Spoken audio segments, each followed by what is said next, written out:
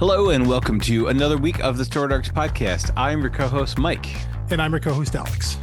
And today we are wrapping up our discussion of Skyward with Volume 3. I am blanking on the title of Volume 3 in Fix the World. Fix the World, yeah. I was like, I know it's in there somewhere. But it's I have to say, as far as endings of series go, we have the pro of they definitely knew it was ending and intentionally wrote a last issue knowing it was the last issue. So that gives it a leg up over, I don't know, 30 to 40% of indie comics. Yeah. I was trying to think if that number's like way too high, but I don't think it is, honestly.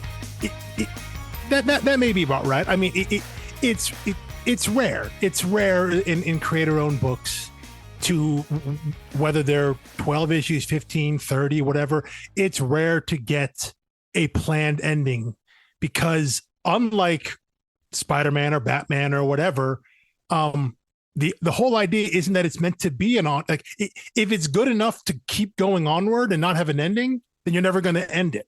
That's kind of the thought. You know, that's a very capitalistic thought. Right. But it's also the reality of the situation. Like if this thing is good enough or popular enough or whatever reason to keep going, if there's a reason for it to keep going, it's going to keep going. So there's no reason to end it. And, you know, a lot of creator-owned books, whether they get to the planned ending, quote unquote, or not, they usually have an ending in mind. Yeah. There's never, there are very few cases out there, you know, like Brian K. Vaughan and Fiona Staples, who can say like, this thing's going 108 and our plan is to get to 108. And you have to be at a certain level for then any publisher, any of the indie publishers to then say, yes, okay, you have the freedom and leeway to publish this book until it gets to the end that you want to get to. That is the 108 issue. Like how many even like superhero characters get to issue 108 in a certain continuity or run, let alone with one creative pair, not just one writer. You know, Mark Waid may have ripped out 108 Flash issues, but he didn't have one artist for the whole thing. Oh, exactly. Yeah. And he didn't do it consecutively, I don't think. Probably not. But yeah, so we're talking about this here because if you read it in the trade, as both Mike and I did, at the end of trade 3 here, there are letters from both Lee Garbett and Joe Henderson, and Lee starts his letter there by saying, "It's always been the plan was 15 issues, 3 5-issue arcs."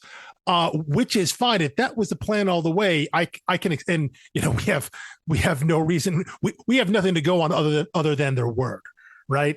But knowing that if that was the plan, I look at Volume 3, and I have mixed feelings about it because while I have zero problems with what happened, what the ending was. I actually have no issue with how the story resolved. But if you're telling me that this was always supposed to be 15 issues, I kind of have a little issue on how we got there. It's like the process to me didn't lead to the ending that we got in a logical way. I got no problem with where we ended up. So it's like the ends I'm good with, but the means felt a little weird because this whole... Now, do you mean like the actual beats or how much time was given to each beat? The actual beats. Beats. Because for 2 volumes, we've been talking about, because Will has been talking about, because everyone has been talking about fixing the world and what her dad cooked up and what this plan was at Kansas City. And everyone's assumption was it was to bring gravity back. And then we get to Kansas City and it's like, nope, your dad actually never thought that. We're like, wait, hold up, wait a minute. Like if that's meant to be an intentional rug pull, which it totally could be, if that's meant to be a narrative rug pull on the audience, I don't think it was executed well. Because even I think Willis says it, you know, in character, like everything I thought was wrong. And so like, if that's the case, if that's the twist you want to have in your story, then I think you have to have one arc afterwards to see what happens further. then you needed more runway. Or if that was always the case, then why weren't there seeds of this planted anywhere earlier? Because all the seeds we had planted about Willa's dad and this plan he had been working on, because he knew this day would come when gravity would go down. If there were seeds that it wasn't actually about bringing gravity back, because that's an assumption the characters make, and with no other recourse in the story, it's the assumption the reader makes. And then you get to volume 3 and it's like, snap a finger, nope, all that was wrong. Now it's about this other thing. And so the thing we've been aiming towards this whole time, not the thing that's actually happening. And what, for me, when you get that in the story and it feels so abrupt, that can't be what the story is about. It can't just be about the twist. So it either has to be about more what happens after, or there has to be better buildup to get to that point. And since this was the last volume, there is no after. And so then I feel like we've run out of runway to really sit in the idea of, oh my God, we all got this wrong. Okay. Well, yeah. So that's interesting, because I have a slightly different objection. Okay. I felt like the twist of like, oh, your father never meant to fix gravity, felt like a retconned thing of being like, oh, we figured out, there wasn't really a clean way for him to have done that. So he invented this town underneath the ground. But what the hell is the point? The end of issue 1, he holds up his journal and he says, I know how to fix it. He knows this town's already been built, and presumably that his wife is there. What the hell is he doing in Chicago? Well, I don't think he knows his wife is there. I truly think he thought she floated away. He had every reason to believe she was dead. I got no problem with that. But yeah, you're right, though. Again, this is what I'm talking about, laying kind of breadcrumbs.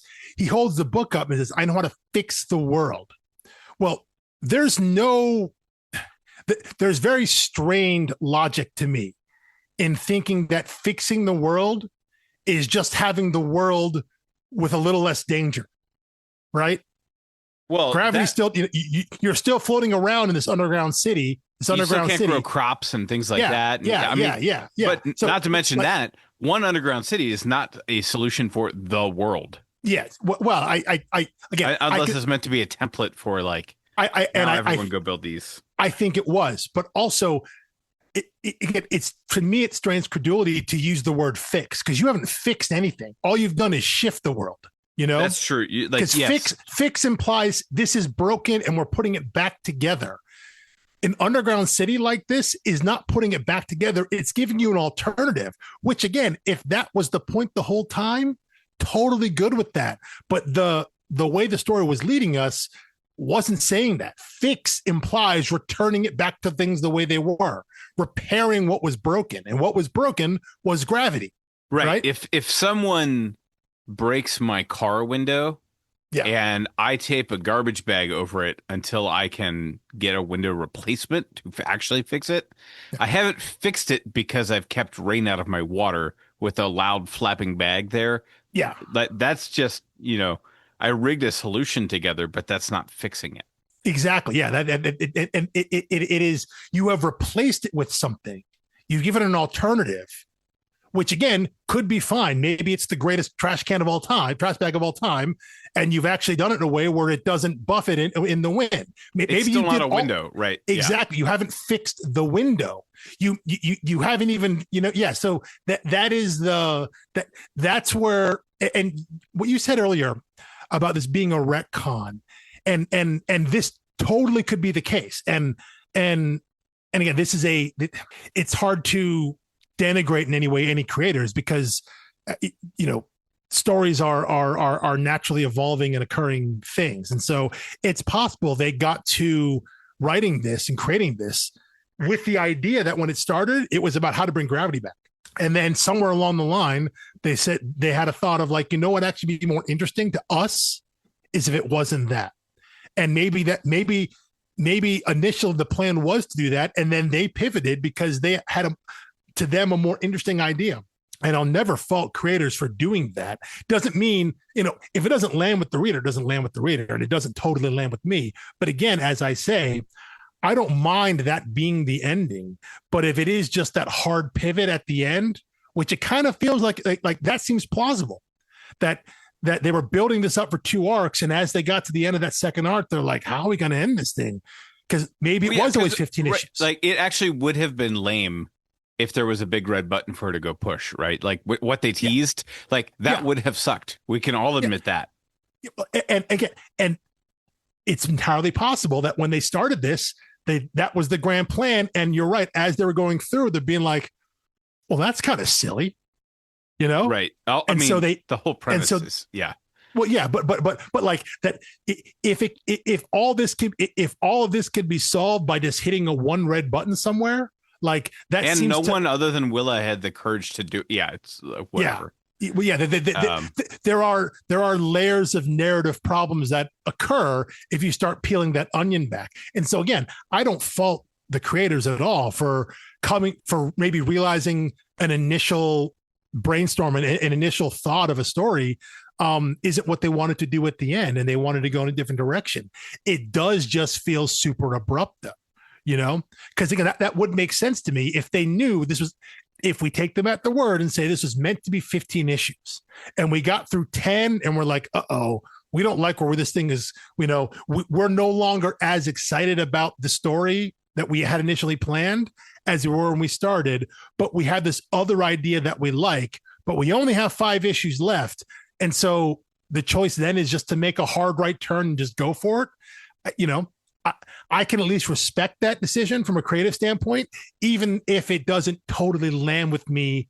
Like it doesn't land 100% true to me as a reader, because it's like I can see the seams of how abrupt it is, because it does feel like a retcon. It does feel like they changed course. And again, not saying you can't do that. You can always do that. But when it feels as obvious as this, I read in this, be like, okay, well, I kind of wonder what the original thing was, whether it was as good or as compelling or as interesting. I don't know, but I kind of want to see what you're going for versus what you pivoted and turned towards.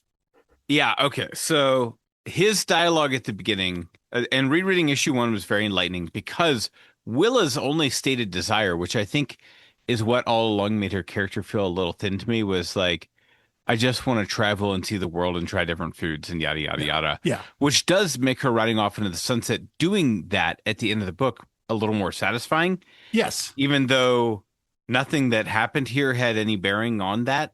Yes, it did not. Yeah. She could have done all that stuff. Yep. Right. Because the world did not, in fact, change in any way at all. Exactly. Although her dad. Okay. So in justification of the title of the 3rd arc, Fix the World, I think the authors could say, I think they could say, like, okay, well, it depends what you mean by world. If you mean Earth and its gravitational pull and yada, yada, yada, then whatever.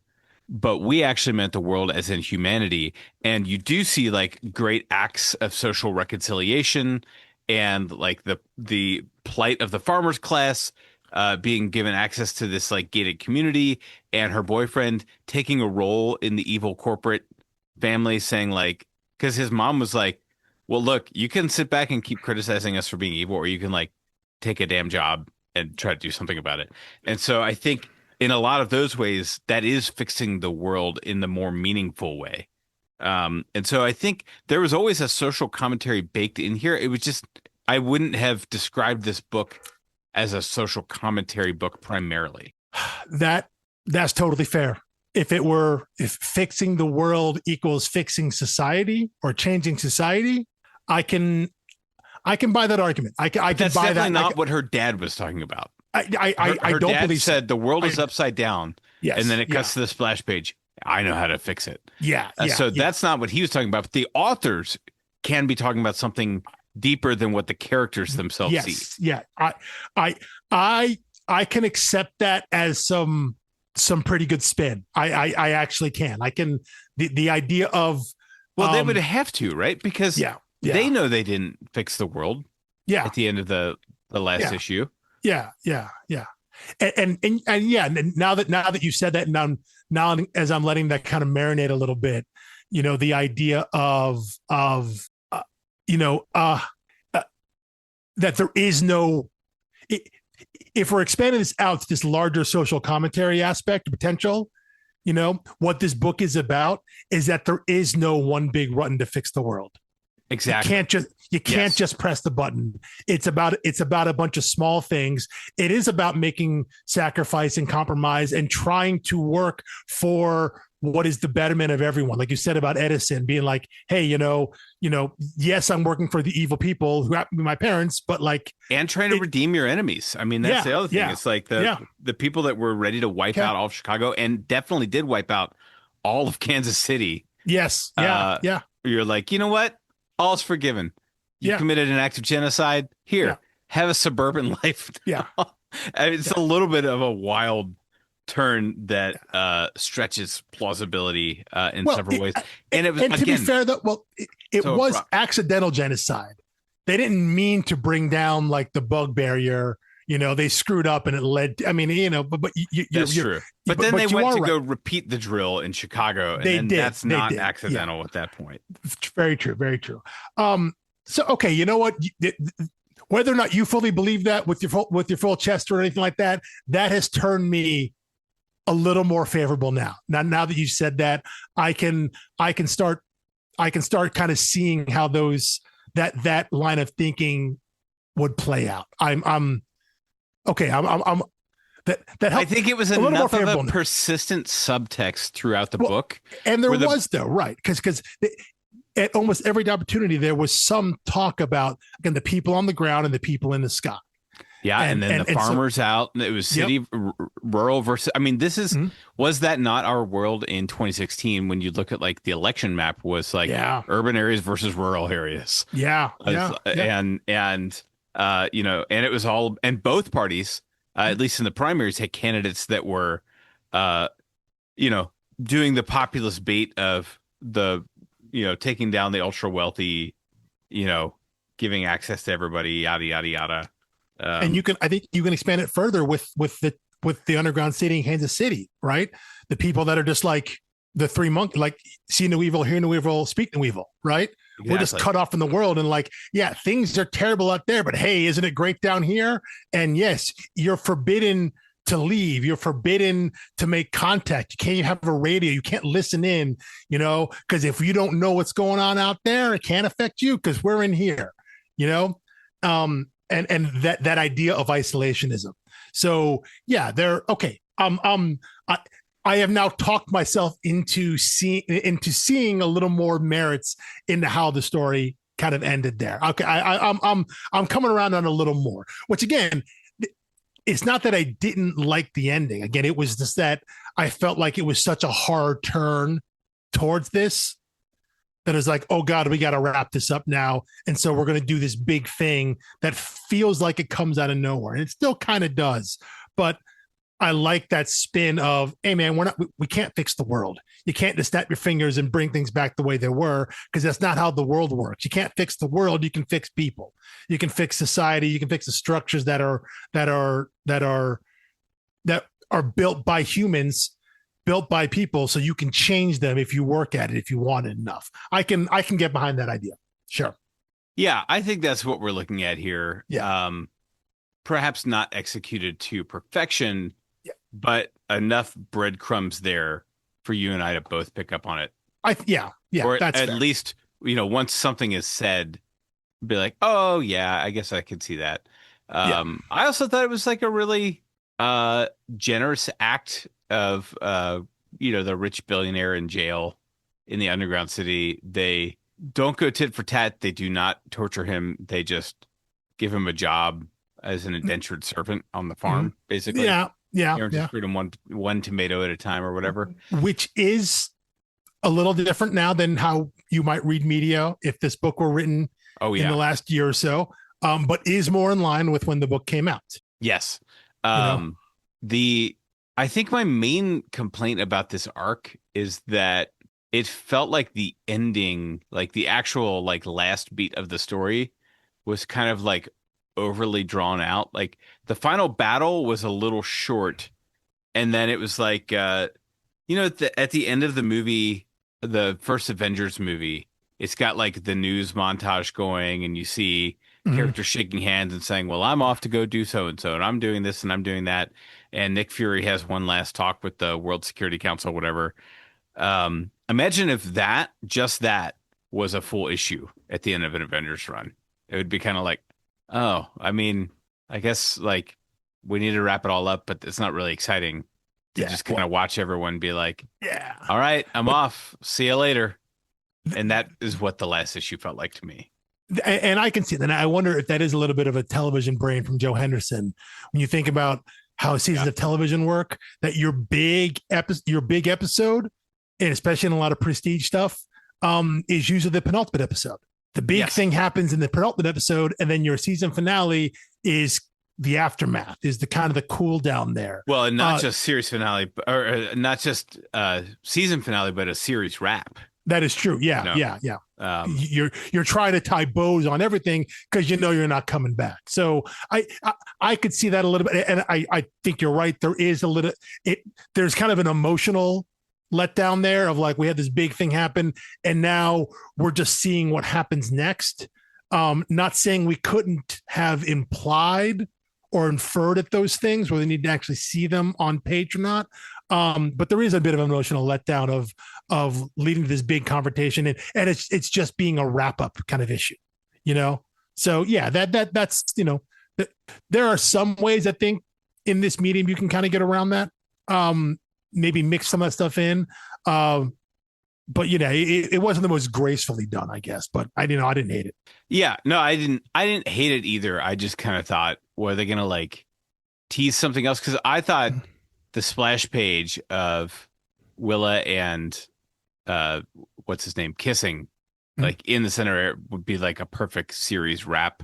That's So I like I've heard this said before that like when you're like it's a creative writing challenge for like fiction writers that when you think you've finished a book, go back and delete the last sentence you wrote. And that's very that's very Coco Chanel, right? Yeah. Leave before you leave the house, look in the mirror and take off one accessory. Yeah. Unfortunately, if I did that, I'd be below societally acceptable attire. But or you're taking your glasses off, which would be a personal hindrance to yourself. Yeah. Yeah. I do wear corrective lenses in my. Yeah. But that is I one thing I did find interesting about this arc is I think it was last issue I went on quite a bit about how I found it curious, and not curious, but notable that throughout the first two volumes, there were no actual narration boxes. We never spent time in any character's head. Anytime we had a narration box, it was still framed as this person is speaking to someone else. They're just not on page at the moment. Yeah. And then volume 3 starts off and we are solidly in Willa's head. And we actually get her interior monologue. We actually get narration. Like this would be voiceover in a like pure voiceover in a TV or movie or something like that.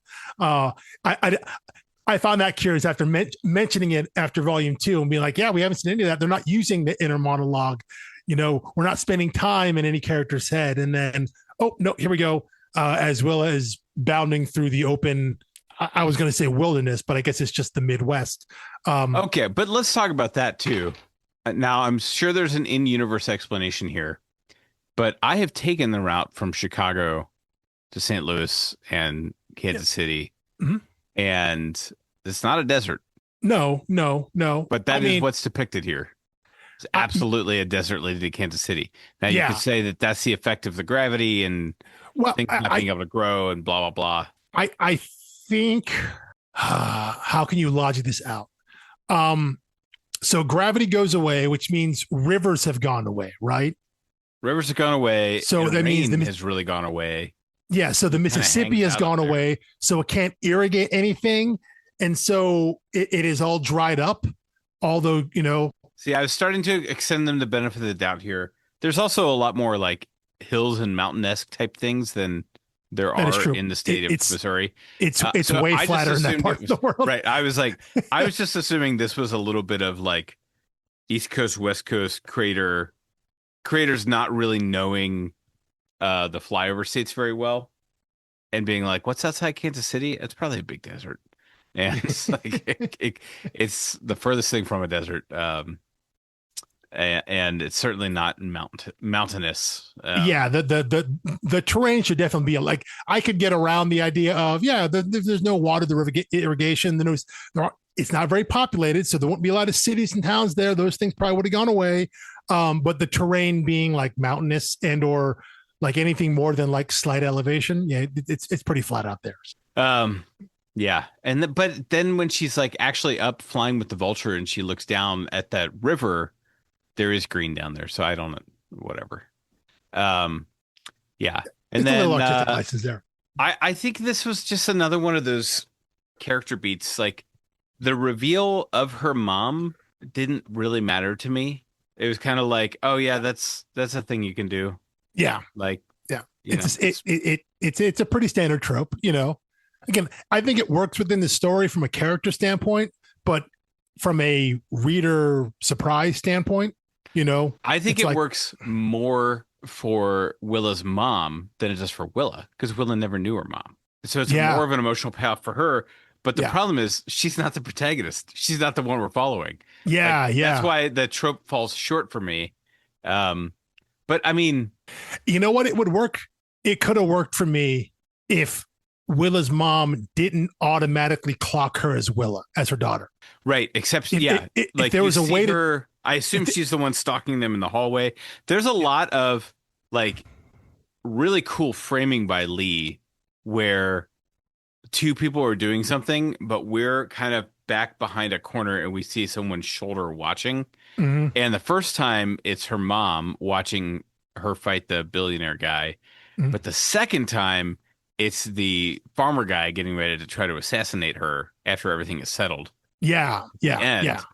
And I thought that was kind of a cool bookend artistically, but reading Joe's letter in the back of this book just gives me like the weird disconnect of like, man, I don't know if I'm really dense or if this just didn't come down on the page the way he meant it. But, he said, I'm currently blindsided by emotion. I knew I'd be sad. I've been dreading this issue for a while, but what I didn't see coming is how weirdly proud I am of a fictional character going off into the world.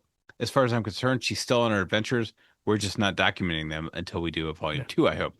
Skyward started as a story of a father who is afraid of everything and a daughter who is fearless. It ends as a story of a woman who has experienced true fear and overcome it, becoming stronger for experience. That is not what I would have described this book as. I would agree. I see it. Yeah. When he says it, I see like, oh, that's what we're going for. But I think we just didn't get enough time with the dad. And it was never clear to me that the reason she wasn't going off and seeing the world and all these cities and stuff was because of her dad. That seems to be implied there. I agree. I think there's a framing. There's a disconnect in the framing. If the first character we had seen, even if the father still dies at the end of volume 1, if the first character we had seen was him and we saw him never leaving his house, trapped there, and Willa comes to visit and they have that first exchange versus starting with Willa flying through the air. Right. If that framing was different, even if the story progresses the same way and we still follow Willa, if it starts with that and we establish that first, and then we leave that perspective and go off with Willa, I think that might have done enough to give more of a sense of what Willa's connection is, because we saw who she's connected to first versus seeing her and just who she is. I think again, the same goes, I think, with meeting her mother. You're right. The big emotional moment is her realizing that's her daughter, not the other way around. Because you're right, Willa never knew her mother and never would have known her mother and wouldn't know what she looked like or how to recognize her or anything like that. So if there was a moment where they interacted and or when she first met them and didn't know who she was until, maybe she said something about her father or something like that, and then it clicks in for her. Because, she 20 years, Right. If you want to tell me that a parent can recognize their child from being a baby to 20, You want to say that's like special parent powers? Okay, I fine. thought about that, and I decided not to even bring that up. I know. Yeah.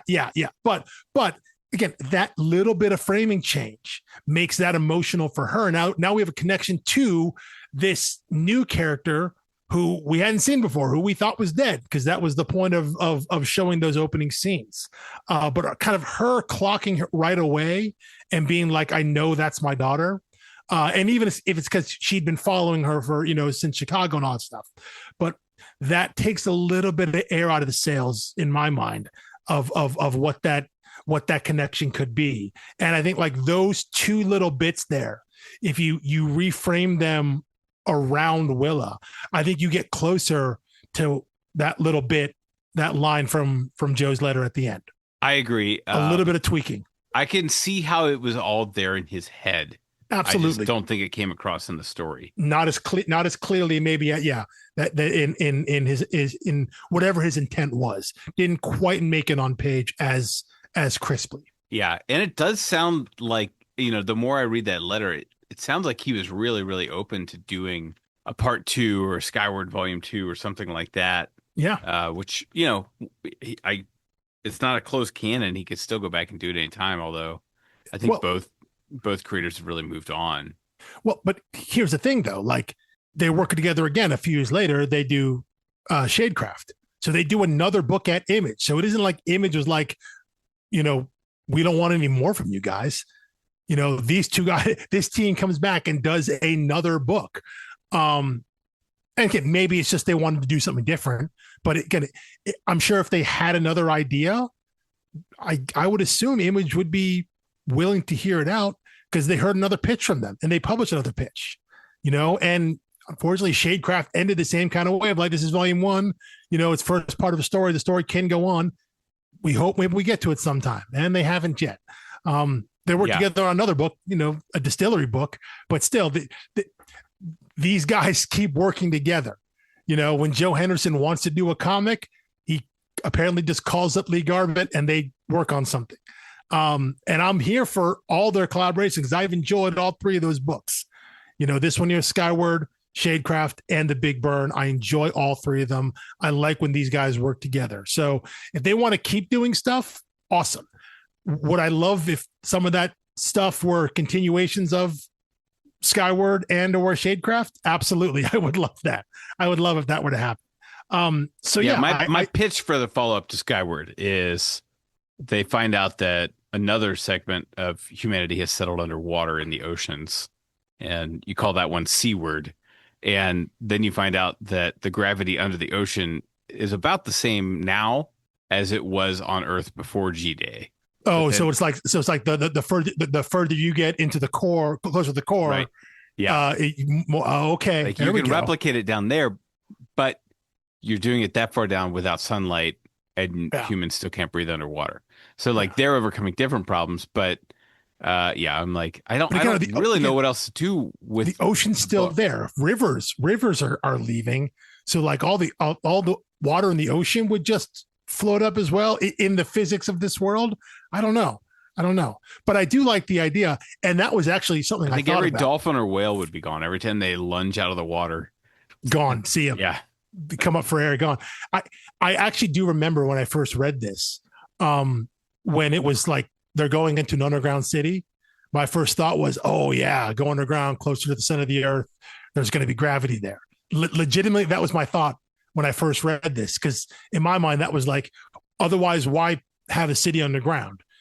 And then it became clear was so no one floats away into into space, which is apparently what happens in this world. But I did have that thought of the reason you go underground is because that is closer to what what Earth norm gravity was before G-Day. I thought that's where they might be going with the story, with the physics of their world. Didn't happen.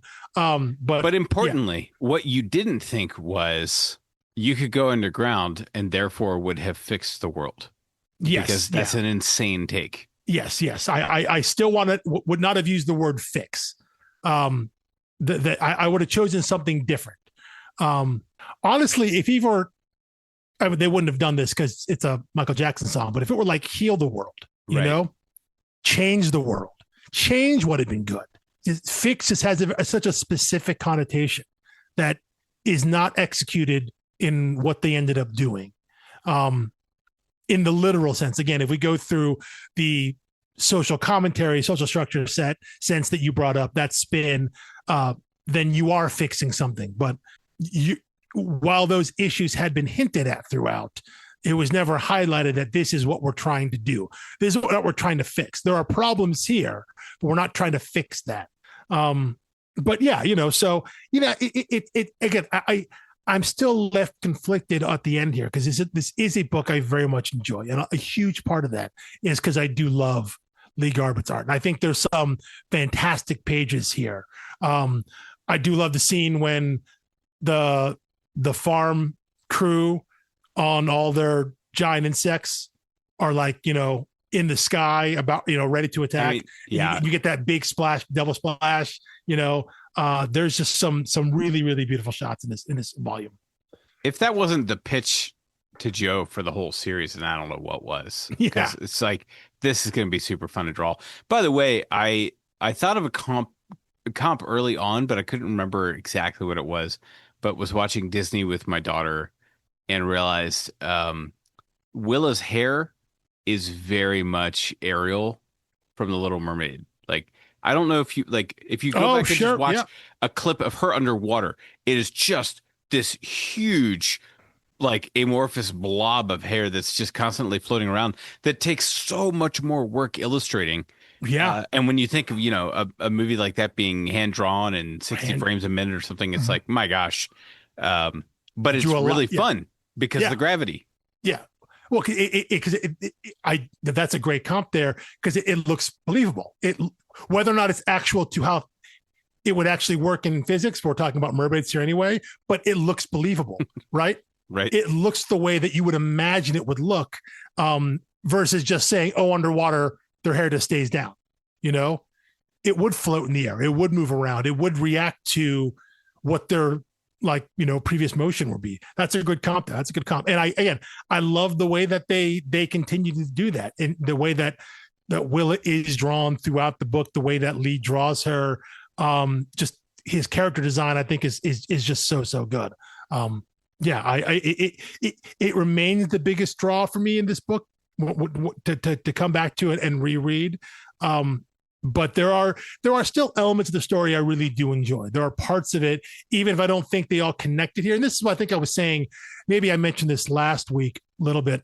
The idea that if this were one arc longer, if there were 5 more issues, if there were 5 more issues in between volume 2 and volume 3, if volume 3 became volume 4 and there was one more in the middle and a little bit of a bridge in between leaving the farm, going to Kansas City, that's going to fix the world.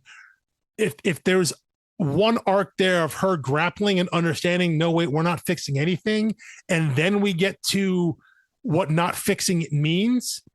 And we get to Kansas City and then we get the end. If there's a little more room there, I think for me, that would be enough extra runway to connect the dots a little more smoothly, as opposed to feeling like we just took a hard left, and then jumped onto a new timeline. It would have felt a little smoother to me, a little more room to navigate. But if that was never in the cards, it was never in the cards. But I think that would have been enough for me to alleviate some of my narrative nitpick. Well, and I think likely what it would have been is more time in the underground city, pulling veneer off of that city, which didn't really need it. I thought they did the right amount of that anyway. I'm just saying, I feel like they did a nice job pulling the veneer off of, life in Chicago. Mm-hmm. And then this farm seems really nice. Oh, except there are a bunch of murderers. They ripped that off pretty, Right. And so I think they kind of showed the cracks in the society down there, but I think they wanted to preserve that as oh no, this is still basically a good thing because, one, we need it to be a good thing because this is our solution is going to be sending people here, and we can't reveal it to be deeply flawed and then send a bunch of people here and have it be a good ending. I totally agree with that. I think what they needed to show was that this thing is a good idea. The bad idea was the isolationism. Yes. but functionally, that didn't functionally, the city. I think maybe the kids in the classroom were supposed to give you that idea of like, yes, like these kids want to connect with the outside world. Yes, they're hacking a radio so they can hear about the outside world, and that's forbidden and all that stuff. I totally agree with that they can't show, like, there can't be a massive heel turn with that community. Otherwise it all falls apart. Right. Yeah. Anyway, well, those are the end of my notes, but I'm open to talking about anything else you want with the series. I was tempted to say I would love to see. I felt like this one just took a little while to get some traction story-wise. And so now I'm interested to reread Shadecraft and see if they like hit the ground much faster. Because conceptually, they nailed this one. Like right out of the gate, they nailed it. Yeah. And it is like a plotting beat masterclass. But I think that the things that fell short were the character pieces. And so I'm wondering if that's different going forward, or if they were happy with it, which would be totally fine. Not up to me to tell them whether they can be happy with the way they developed their characters or not. It may have been just the way they wanted it to. It could be, yeah. It's been a while. I have not reread Shadecraft since it first came out. I should do that now that I've gone back and we've done Skyward for this. But what I recall of Shadecraft is a much more character book. Like it is a character focused book. It's not a big overall premise book. It is just a character study essentially. So yeah, it may hit a little different now that I'm now that Skyward, outing number one for Joe Henderson and Lee Garbett is a little fresher in my mind. I should go back and check that out too. Yeah. Definitely all the respect in the world for both these guys. And this is objectively a cool book. Like, the art's gorgeous. The concept is so like, this is a great water cooler comic shop book, right? I would have loved to have been reading it as it came out, to be standing around talking about people like, okay, just imagine, I don't know what the actual elevator pitch is.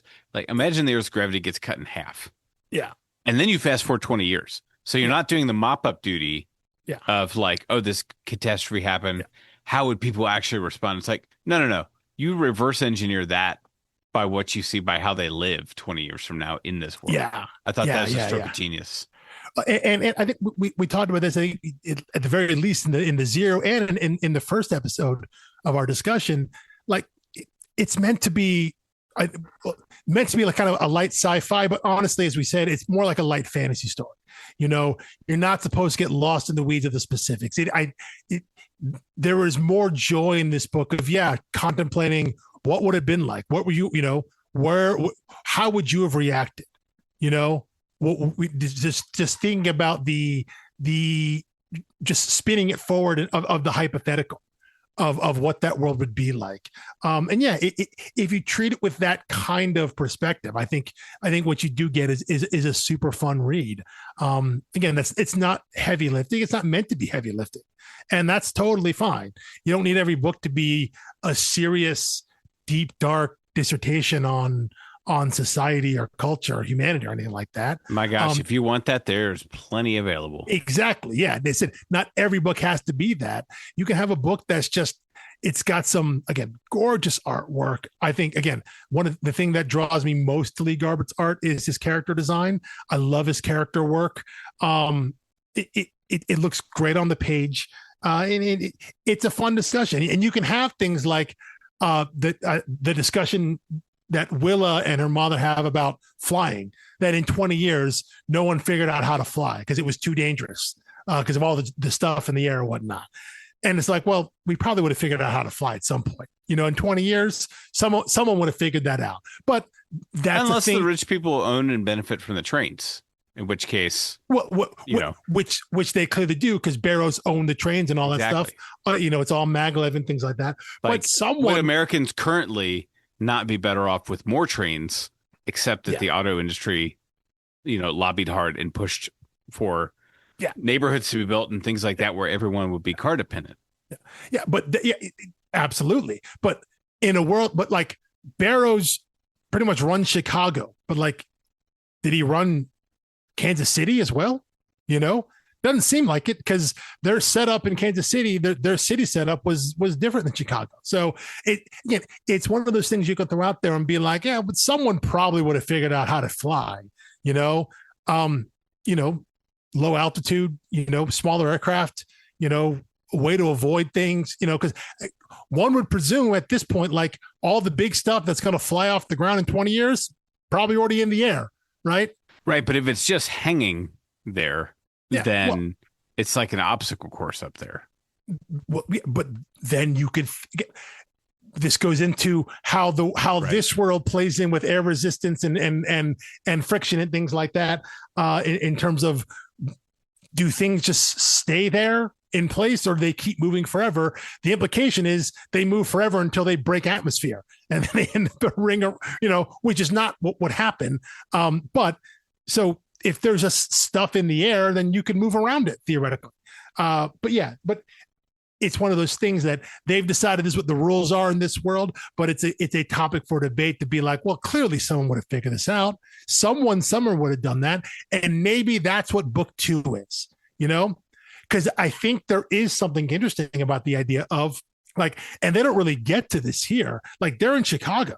So like, what happened to Lake Michigan? Like, give me all of that, So like, if you're a coastal town, like you're LA or San Francisco or something like that, what happened to the ocean aside from your idea, which I'd really much like maybe volume 2 is set somewhere else.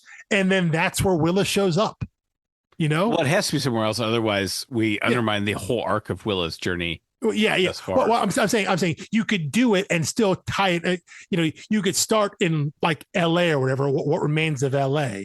And like, you're following all these new characters, and then like end of volume 1, there's Willa, something like that, but I would love to see what more of whatever the rules are in this world somewhere else, somewhere closer to where water was,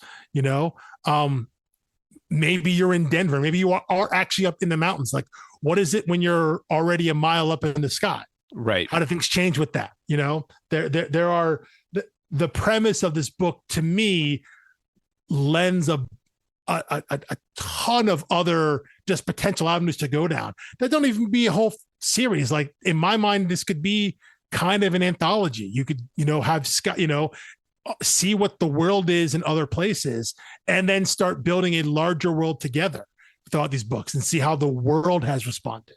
That's the kind of thing that I would like out of this book, Well, that, and I want to know, personally, I would like to know how professional sports are doing in this world.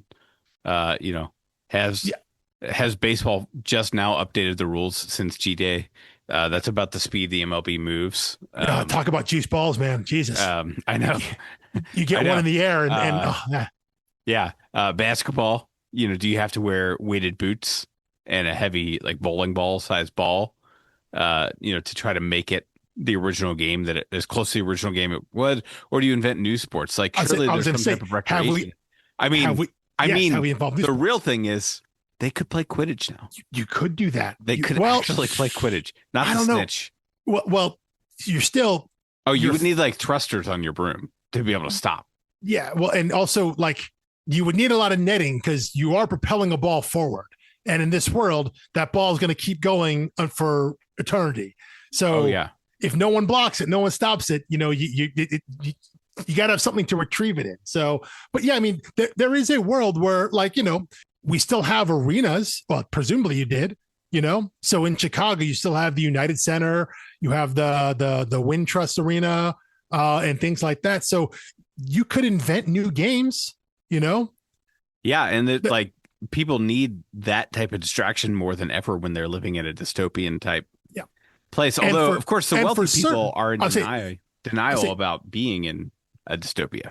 That's true. So the people on the ground who would be the ones who would be using these facilities, the patrons of sports, they would probably want sports that are as close to what they were before. Like, could you play golf if there was a way for everything to be weighted properly? I would think so. Weighted balls, weighted everything like that. Could you play tennis? These are all these rich people now. They probably figured out a way to play pickleball. Oh yeah. Just over in, imagine like racquetball. That's contained in indoors. That ball's flying everywhere, and you could jump anywhere. That'd be fantastic, actually. Yeah, it's a great game of squash. Yeah, but that is curious, though. Yeah, now that you think about it, what would athletic pursuit, like, forget professional sports, just what are recreational sports? What can people do? And knowing that there's a class divide, because I'm sure, the people who lived, where Willa lived up in the penthouses, like those people could have created, like, I would imagine people for fun, like you could race through the sky and it would be very dangerous, but everyone gets a fire extinguisher, which there are apparently an endless supply of fire extinguishers in the world. I mean, if you were in that business, you're probably right there with the other two elite families. Yeah. Crank up production. Yeah. That but I'm like, they don't have a very long life, do they? Like, well, if you're, I was like, if you're, but you can refill them. Yes. Yes, but it's like you and I can't do that, but like they can be refilled. Yes, they can be reused. Yeah, but you and I can't do that stuff. But you're right. Yeah, it isn't like an endless charge. Yeah, you only get so much out of it. But yeah, I'm guessing you would be able to genuinely change your momentum 2 or 3 times per charge, and that's generous. That is generous. Because it's not just like, you don't just need some amount of force coming out of it. You need more force than enough to counteract whatever kicks you off the ground. Yeah. Again, though, we're talking about actual real life physics in this world here, which they clearly established does not have quite the same rules. But yeah, it's a fun thought exercise. I think that's what this book can do. When you think about what this world could be and what the ancillary things are. And I think especially when you go around to our different communities, because again, the people on the ground in Chicago would have a much different view of what things would find entertaining versus people in the sky, versus the people on the farm versus the people underground in Kansas City. There's a lot more stuff you can do in that underground city, sports wise, athletic wise, simply because you're contained. You could have a version of a soccer match in air. Right. You could have a catch, because presumably the ball is going to go the direction momentum's going to send it in one direction. It's not going to float off in the sky. So you could still do things like that, knowing that there's a limit to where your athletic pursuits could physically take you, because you're not going to float off into the sky anymore. But yeah, that's a fun thought experiment. Yeah. And it is interesting that perhaps they've avoided all these questions that many of these questions you had, by choosing all inland cities. Now, Maybe so. Chicago's next to a huge lake. Yeah. But they did not choose any coastal cities, which is very interesting. With the idea of on purpose. I assume that is true. That is true, because it isn't like they avoided the water issue entirely, because we got the question about rain. What happens when rain comes in? So weather still happens. It just happens in a different way. So, and we saw what happened, presumably, to all the rivers in the area. And we got a little bit of like, the beach side there on Lake Michigan, a few scenes of that, but we don't know what happened to the lake. We didn't see that. That would be interesting to me. But I agree with you. The intentionality of the setting of there are some larger questions, maybe. Again, or maybe they were saving that for potential volume 2 of the story. And if that were the case, if that's where they were to go with the story and they got to do that at some point, oh God, I'd love to see it. Yeah. I mean, and this is the type of thing where I would love it if we got one of these guys on the podcast, because sometimes this far away from a project, they're dying to tell someone what the big plan was. Yeah. Because they're like, they've written it off. Like, we're not going back to it, but right. But it was here and I need someone to know it. Yeah, they're far enough away from it that they've accepted it's never going to happen now, because you've done other things, but they had idea for something. Yeah, that would be a joy. That'd be really fun. But hey, if this is how it goes, hey, that's comics, man. That's how it goes sometimes. Yes, and beat. It is. But at the very least, though, as we say, often endings are very hard, especially in comics, and the fact that they got enough room end their story on their terms, even if it may have been a shift from what they thought the story was going to end. They knew what their end point was, and they're able to get there. Before we started recording, I mentioned a little bit how when we did Joyride, and we talked to Marcus Toe about that, and getting the idea that that book came to an end pretty abruptly, and the last 2 issues of that series are just like the big major wrap up. It's like, throw everything at the wall. Here's the end. Okay, boom. And you get the ending, and that's great, but it feels really rushed because it became clear to the creative team, like, hey, we got to throw everything at the wall because this is it. And it's unfortunate when books have to do that or feel they have to do that. It's great that we get an ending and it's not left open-ended, but it does, you're like, oh God, I can see if they had a little more time, they could have gotten to this better. But again, at least here, they knew how many issues they had left, and they could build towards an ending that they could at least plan for and come to terms with as it was being done versus being forced to get to an end. So, not every book even gets that chance, right? Not every book even gets an opportunity to do that. Sometimes it's just 1 or 2 issues and that's all you get. And sometimes you end a book thinking that you're going to have a chance to do more, and then it never comes around because other things come up and you never, ever get back to it. So this falls somewhere in between, somewhere in the middle there. But yeah, that's what comics is. That's what the industry is. Not always the nicest, not always the most friendliest, but you work with what you got. Well, that, and a lot of times the great things are just not realized in time. The audience lags behind, especially in the indie creator-owned world, of like something great comes out and publisher pulls the plug on it. Yeah. And then a bunch of people read it after it gets canceled, and people are like, well, where is this? It's like, well, you weren't buying it monthly. You weren't buying the trades. Yeah. They can't keep these on, forever. They are a profit-driven industry, just like else. Yeah. It's the art versus commerce, man. People have got to read this stuff. People have got to go buy it. You got to go support the book, but it's tough if people don't know the book exists, right? Yes. So it becomes a marketing thing, and then who's in charge of that? Is it on the creators, on the publisher?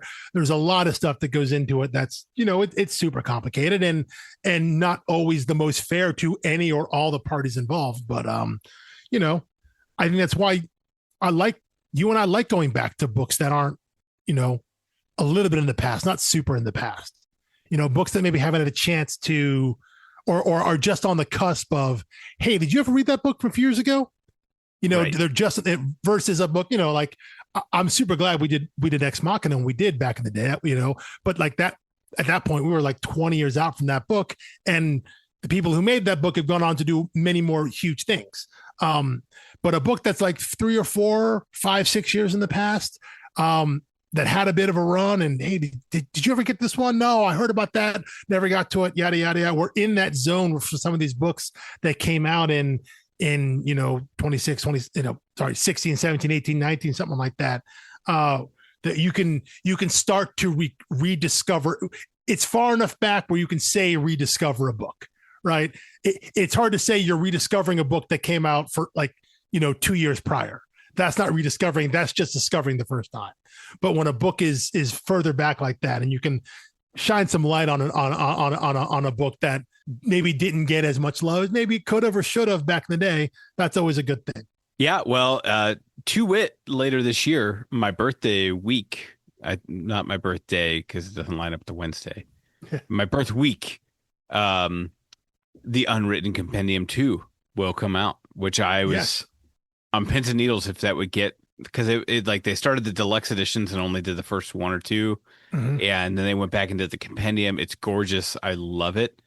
But I have held on to all of my 1 through 12 trade paperbacks while also having the compendium, because I wasn't sure compendium 2 would ever happen.